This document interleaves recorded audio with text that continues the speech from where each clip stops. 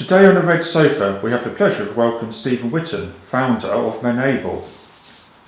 Stephen, welcome to Red Sofa. Tell us a little bit about yourself and why Men Able came about. Yes, I'm Steve Whitton. I have had a long career in the automotive industry, over 30 years, and Men Able came about because I had issues with my own mental health that all came to fruition right at the beginning of 2020 actually, so just perfect timing with the pandemic. And with that came the collapse of my marriage, the collapse of my business, like I said, the pandemic. And as we went through that, I was trying to pick myself back up and put information out on social media, and I was getting a lot of people come back saying, this really resonates, you know, you've touched a nerve here. And it dawned on me that actually there are an awful lot of people out there, men in particular, but not just men, who are or were suffering with their mental health and had been keeping it to themselves, keeping it quiet. So together with a few friends we founded the organisation called Men Able, which isn't Men Able, it's actually Enable with an M, to make it more as inclusive as possible, and everything's gone from there really. So you're obviously a very driven, focused individual and very easy to get on along with. When we hear the term mental health, what did this look like to you?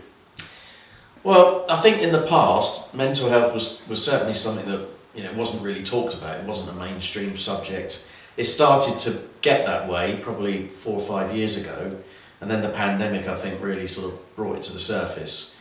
So for me, and I talk about this a lot now, that I actually, you know, celebrate the mental health issues that I had, because it was that made me driven, it made me determined, it made me, you know, very conscientious and hard-working. But the trade-off was that all of that was because I was feeding the desire to have all the material things, have all the, you know, the stuff that I wanted, the house abroad, the money in the bank, and so on and so on. And of course all that did was just put more and more pressure on. So, you know, for me, back then, I never really thought, well, that's a mental health issue, but on reflection, what it meant was that I was really just, you know, properly revving far too hard, really. I've read that Men Able is a movement. Can you elaborate on this and what it sets out to do? Yeah, I mean, what I said from the very beginning with Men Able was that what I wanted it to be, ironically, it's the first business I've been involved in or created where I didn't start with a spreadsheet and a business plan. Because for me, it's purpose driven, you know, it's about people and it's about getting people opening up and talking. And when I did that, I was getting a lot of support from people who were in a very similar position. And so what we said was that for the automotive industry in particular, which is where we kicked off, what we wanted to do was to use that platform as a way of raising awareness of the impact of culture and working practice. So it's not to be critical of anyone, but it is to say, look, all the stuff that I experienced and what other people experience is not helped by the pressure that's put on people and the way that the industry operates.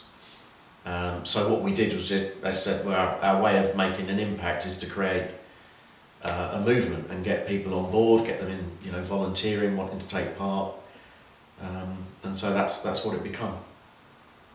Great. So we can understand the importance and give Men Able an awareness. Can you give us some insights or stats into mental health?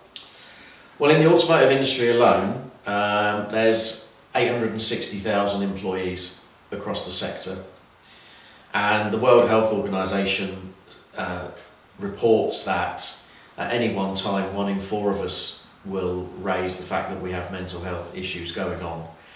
Probably should make the distinction between mental health and mental illness. They're not the same thing. You know, we all have mental health just as we all have physical health, and it's only when our mental health becomes a problem, we can't cope, or there's stuff that we're dealing with, that's when, as I say, the World Health Organization reckon 1 in 4 of us will report that. I would argue that it's higher than that, or it should be higher than that. I think there's a lot that goes unreported or undisclosed. So, but even on that basis, 1 in 4 means that in the automotive industry alone, there's potentially 216,000 people at any one time that are suffering with their mental health. Because if you throw in, anxiety, confidence issues, low self-esteem, stress, depression, all the stuff that's going along with what's going on in the world in terms of cost of living and energy and wars and conflicts and everything else, there's an awful lot for people to be stressed about. Now, the more scary statistic is that in the UK alone, the suicide rate is 17 in 100,000. So based on that 860,000 in the industry, that could potentially mean 146 people in the automotive sector alone could consider taking their own life during the course of the year. That for me is scary. Yes, so these are obviously worrying statistics. So what's the best advice you can give us in, for example, recognising mental health, how to respond and start helping to manage it, and what can we do as business owners to facilitate this within the workplace? I think the first thing I would say is recognise that everyone has mental health, just as we all have physical health. Mental health is not, I hear sometimes people say things like, oh, he's got a problem with, he's got mental health. Well, we've all got mental health. It's, so the analogy I use is one like a car rev counter, like a traditional diesel or petrol car that is not an electric one. But a traditional car rev counter, if that engine's running efficiently and effectively, it should be at around 1,500, 2,000 revs. When those revs go up, when you increase the pressure, put more gas into the engine, the revs go right up into the red zone. Now, you wouldn't run your engine like that because one day that's going to let you down. So we use that analogy to say there's probably an awful lot of people that, like I was, are revving in the sort of 5, 6, 7 area.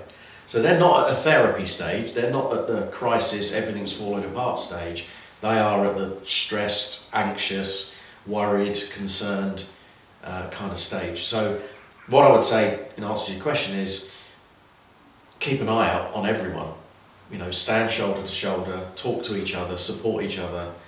If I was working with you, I'd come into the coffee area and say, how are you revving this morning rather than how are you, and open up a conversation that genuinely just is between two people who just are interested in each other.